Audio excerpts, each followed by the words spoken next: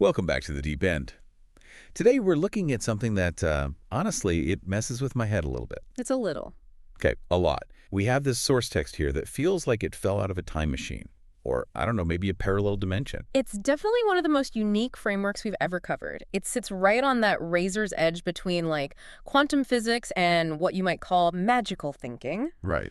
But it insists very, very aggressively that it is not magic. It claims to be a manual for operating the machine of reality.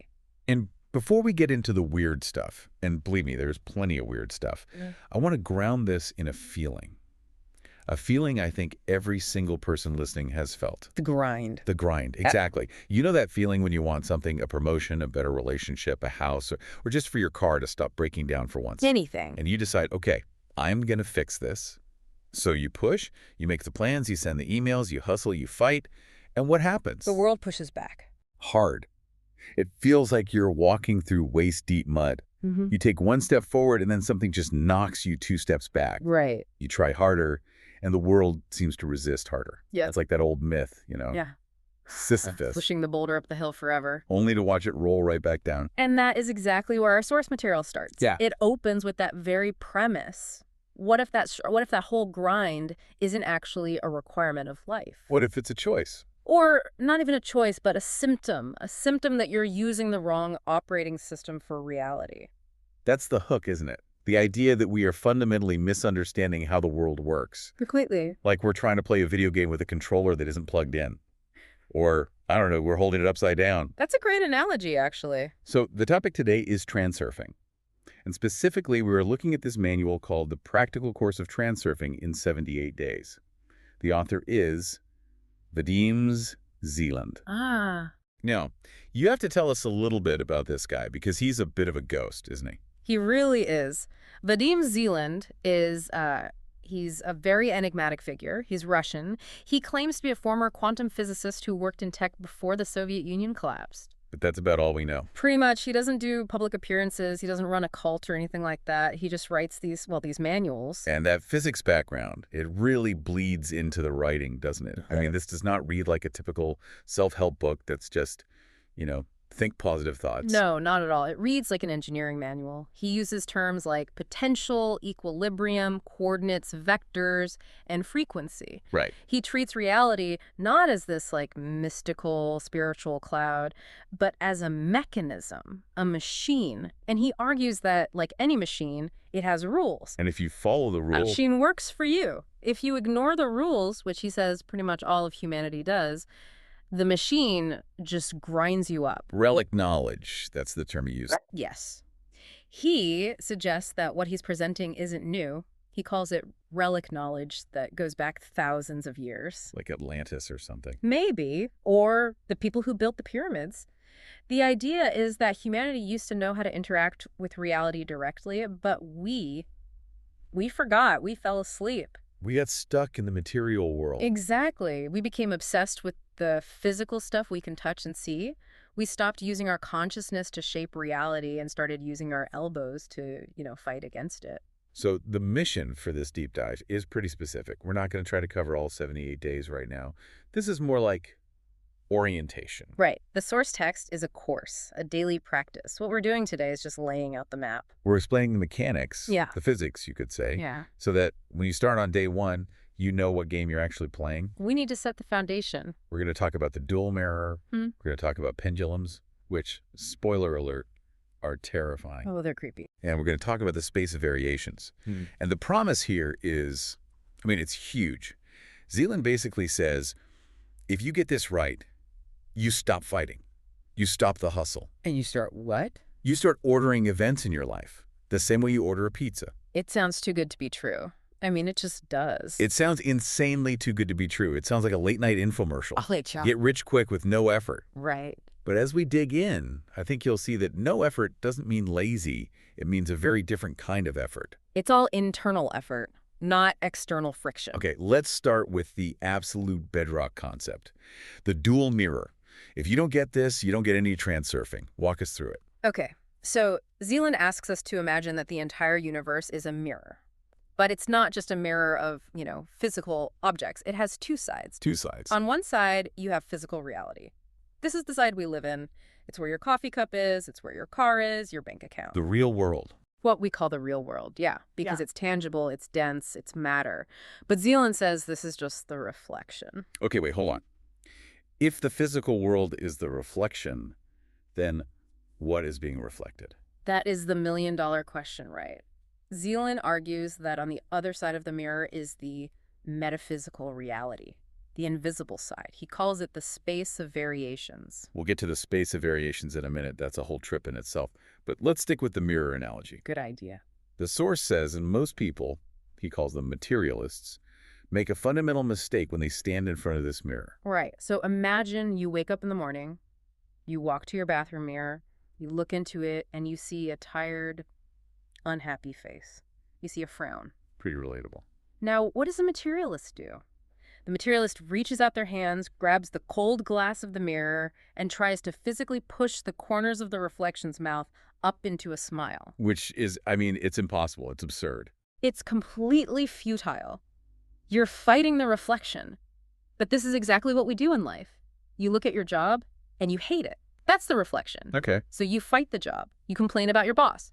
You work harder. You try to manipulate the physical circumstances directly. You are scrubbing the glass, shaking the mirror, screaming at the reflection to change. And the mirror just reflects a screaming person back at you. Precisely. The mirror is neutral. It just echoes whatever's in front of it. If you stand there screaming, "I hate my life," the mirror reflects a reality where you hate your life. It just says, okay, agreed. It's like that improv rule, yes and. It is. Zeland actually draws on quantum physics here, the observer effect. The world asks, what am I? If you say you're a hostile place full of competition, the world says, yes, I am, and it shows you competition. And if you say, you're a loving place that takes care of me. The world says, yes, I am, and it shows you care. Okay, but I have to play devil's advocate here. This sounds a lot like, just gaslight yourself into being happy. If I'm broke, I'm broke. That's a fact. My bank account says 0. Right. If I stand in front of the mirror and say I'm rich, isn't that just delusion? This is where the nuance comes in, and this is the part that trips everyone up. Zeland admits that, yes, the current reality is real, the reflection is there, but it is a reflection of the past. A past? What do you mean? Think about the stars in the night sky. When you look at a star, you're seeing light that left that star millions of years ago. You aren't seeing the star as it is now. You're seeing a ghost of the past. Huh. Zeland says the physical world is the same. Your empty bank account today is a reflection of your thoughts and actions from a month ago or a year ago. It's old data. So when I freak out about the empty bank account, I'm just reacting to old news. And by reacting to it, by focusing on it, feeling the anxiety of I'm broke, you are feeding that image right back into the mirror for the future. Oh. You are perpetuating the loop. It's a feedback loop from hell. Totally. You look at the reflection, you get sad, the mirror reflects sadness, you look at the sad reflection again, on and on. You break the loop. You have to do something that feels irrational. You have to stop looking at the reflection and focus on the image you want to see. You have to smile at the mirror before the reflection smiles back. So fake it till you make it. More like select it until it renders. Yeah. But here's the catch, and the source text is very, very specific about this. The mirror of reality is not like a normal mirror. How is it different? The time delay. Zeland describes reality as being viscous, like tar or molasses. Okay, I love that image. Reality is tar. In a bathroom mirror, the speed of light is basically instantaneous. You smile, the reflection smiles instantly. Right. In the dual mirror of reality, there is a lag, a significant lag. So I smile. And the reflection is still frowning at you. I decide, okay, I am wealthy, I am successful. And your bank account is still 0. The bills are still coming in. The reflection hasn't moved yet because the material world is heavy, it's inert. It takes time to rearrange all the scenery. And this is where everyone quits. This is what he calls the valley of defeat. You try the positive thinking thing for a day, maybe 2 days. You don't see a result. So your logical mind kicks in and says, see, this is garbage. It doesn't work. And you get discouraged. You get discouraged, you frown again. And the mirror was just about to shift. It was gearing up, the gears in the background were turning, but then you frown and the mirror went, oh wait, cancel that order. He's frowning again. Let's go back to the frowning reality. That is just heartbreaking. It's like ordering something on Amazon, waiting 2 days, getting impatient, and then canceling the order. Yes. And then complaining that you never get your packages. That is the perfect analogy. We are chronic order cancelers. We lack the the lucidity to understand that there's a delay. So the transurfer, the person who masters this, is someone who can stand in that tar, smiling at a frowning reflection, and just hold that smile. Hold it long enough for the tar to move. Yeah. Yes, that is the discipline. It's not physical discipline. It's mental and spiritual discipline. It's the ability to trust the process even when the evidence of your eyes says not to. Okay, so we have the mirror, we have the reflection, which is the physical world, we have the delay. Now let's go to the other side, the space of variations. Right, the source. You said this is what's being reflected. What is it exactly? Is it a place? It's not a place in the physical sense. You can't, like, fly a rocket there. It's an information field, an infinite one. Zeland describes it as an infinite coordinate grid. A grid. Imagine a grid with infinite points. At every single point, there's a script and there's scenery. A script is how events unfold. Scenery is what it all looks like. This grid contains every possible version of the past, present, and future. Every possible version. Like there's a version where I'm a rock star. And a version where you're a plumber. And a version where dinosaurs never went extinct. A version where you drove a different way to work today. Everything. It's all there. Wow. And here's the key. It is stationary. It doesn't move. Nope. Think of it like a film reel. Or, let's update that analogy. Think of it like Netflix. Okay, Netflix. I get that. When you open Netflix, all the movies are there. The romantic comedy is there. The horror movie is there. The documentary. They all exist at the same time as data on a server. They aren't happening yet. They're just potential. Right. Your life is the TV screen. You are streaming one specific movie from that server. But just because you're watching the horror movie right now doesn't mean the romantic comedy doesn't exist. It's just sitting there on the server. Waiting for you to click on it. So the space of variations is the Netflix server. And transurfing is finding the remote. Transurfing is realizing you have a remote. Most people think they are characters in the movie. They think the script is already written and they just have to act it out. This is my fate. I'm just unlucky. But transurfing says no. Transurfing says, no, you are the viewer. You can change the channel. But changing the channel in reality isn't instant because of the tar, the delay. Exactly. You press the button on the remote and the buffering wheel spins for a while. You have to keep the button pressed. You have to hold that intention. Zeland talks about lifelines in this context, right? Yes. He says that while the variations are infinite, they tend to cluster into what he calls lifelines or tracks. If you're on a bad luck lifeline, events follow a certain logic. Like a domino effect. Right. You wake up late, so you miss the bus, so you get in trouble at work, so you get depressed. That's a track. And the tracks are usually close to each other. Right. You can't usually jump from homeless to billionaire in 1 second. That's too far across the space. But you can switch to a slightly better track, and then a slightly better one. So you navigate across the space of variations to a completely different life. Like changing lanes on a massive highway, you move one lane at a time. And what causes you to change lanes is your thoughts, your mental emission. My frequency. Your frequency. If you emit the frequency of disaster, you tune into the disaster lifeline. If you emit the frequency of success, you tune into the success lifeline. This brings us to the mechanism of choice. The source makes a huge deal about internal intention versus external intention. This is so critical. Internal intention is the hustle, the grind. It's the belief that I have to do everything. I have to fight the world to get what I want. Which is what we all do. And it's limited by your physical energy. And let's be honest, humans are pretty weak. We can't move mountains with our hands. We get tired. We burn out. So internal intention is yelling at the TV to try and change the Netflix movie. Perfect. And external intention. What's that? External intention is simply selecting. It is the cool, calm determination to have. Zeland uses the catalog analogy here, which I love. The Amazon catalog. Right. When you order something from a catalog or from Amazon, do you worry? Do you sit there sweating, thinking, oh my God, what if the warehouse doesn't have it? What if the truck driver gets lost? What if I'm not worthy of this package? No, of course not. You just click buy and then you go do something else. You just assume it's coming. That assumption, that quiet, unemotional knowing, that is external intention. It's the unity of your soul and your mind. You aren't begging the universe. You aren't fighting for it. You are simply placing an order.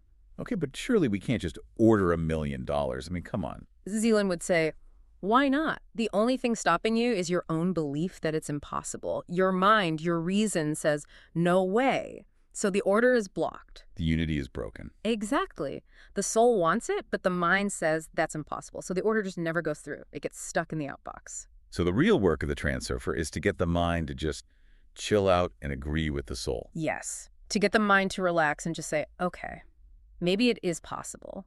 When both of them agree, that force of external intention is activated and the world starts to move. The source mentions this is how the ancients built the pyramids. Yeah, that's a fun little breadcrumb he throws in.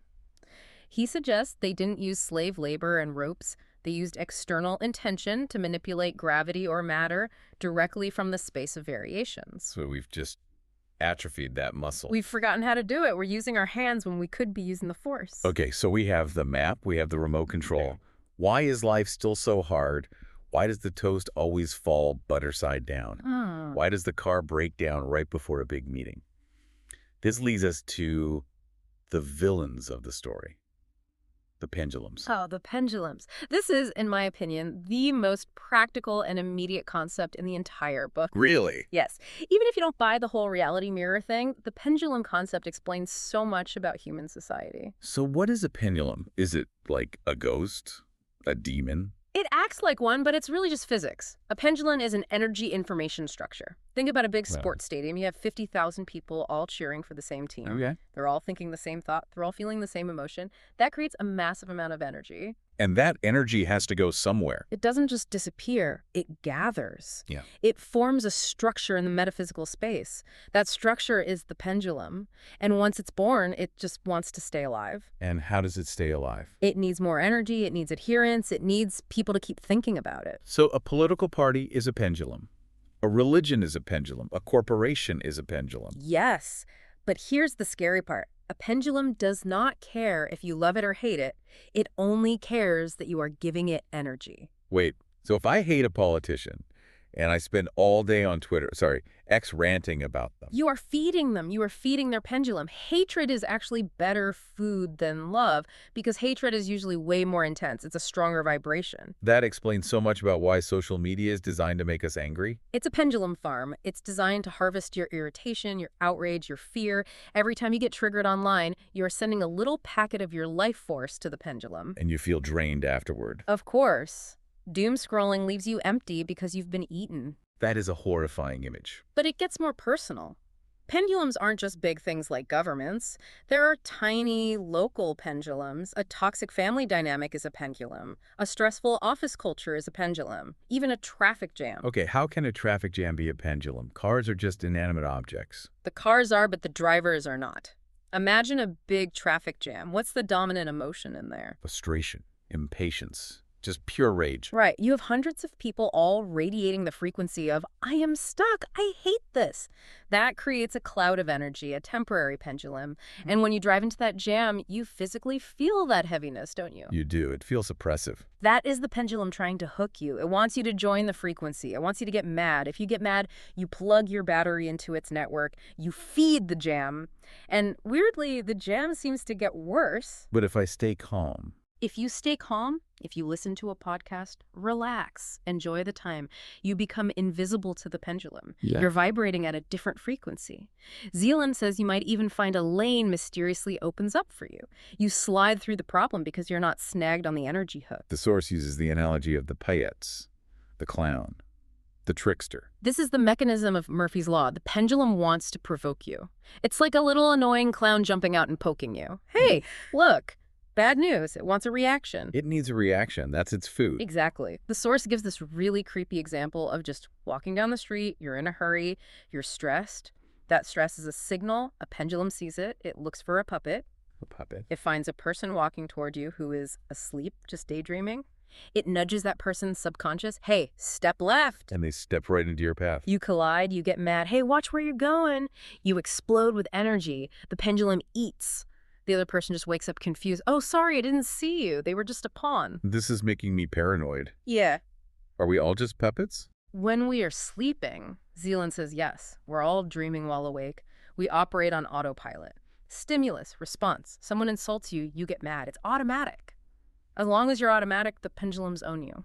So how do we break the strings? How do we stop the clown from poking us? You have to wake up. You have to become lucid in your own life. What does that look like in the moment? It means catching yourself. You drop a coffee cup, it shatters. Your immediate programmed reaction is to scream or curse. Right. But you catch it. You engage the watcher, the observer part of your brain, and Yeah. you say, aha, the pendulum is trying to provoke me. It wants my energy. And you just refuse to give it. You drop importance. This is another huge concept. The only reason the broken cup upsets you is because you have assigned importance to it. This cup was my favorite. This whole day is ruined now. That's high importance. Yeah. And it creates what Zeland calls a potential, an energy imbalance. It creates tension.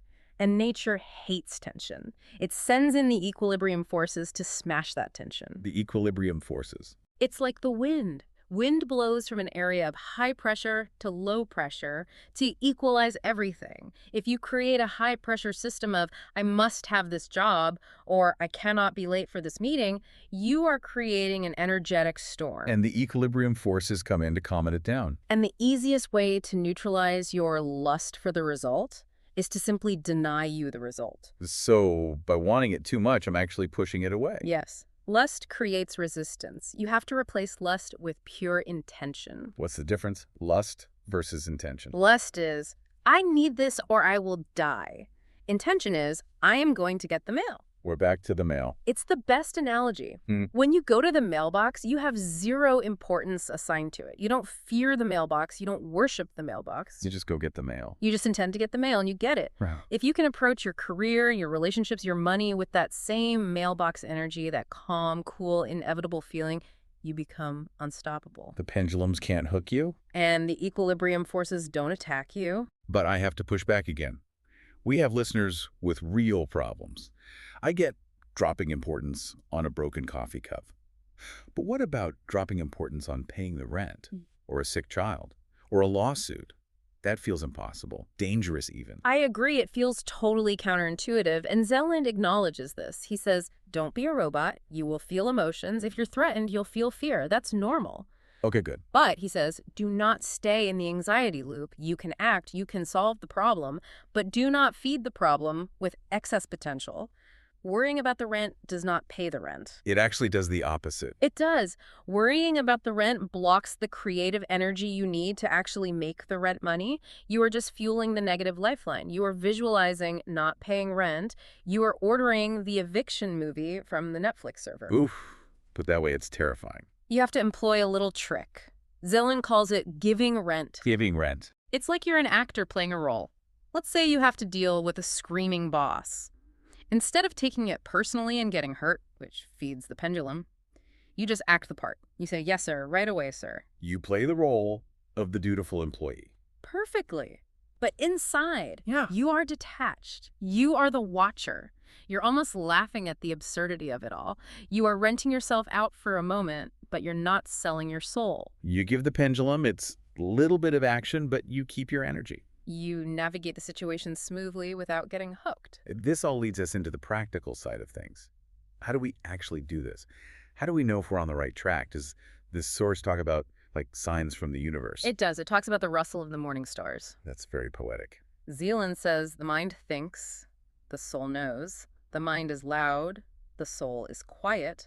The rustle of the morning stars is that tiny, quiet feeling of intuition. The gut check. Exactly. If you are making a decision and your mind is saying, this is logical, this is profitable, everyone says do it, but your soul feels a heavy, sinking feeling, That's a no. that is a hard no. That's your soul seeing the negative lifeline ahead, but the mind just drowns it out. Transurfing teaches you to listen for that quiet no. And conversely, if the mind is scared, but the soul feels a little flutter of excitement. That's a yes. That is usually the path to a breakthrough. Because the soul has access to the space of variations. The mind only has access to its past experiences.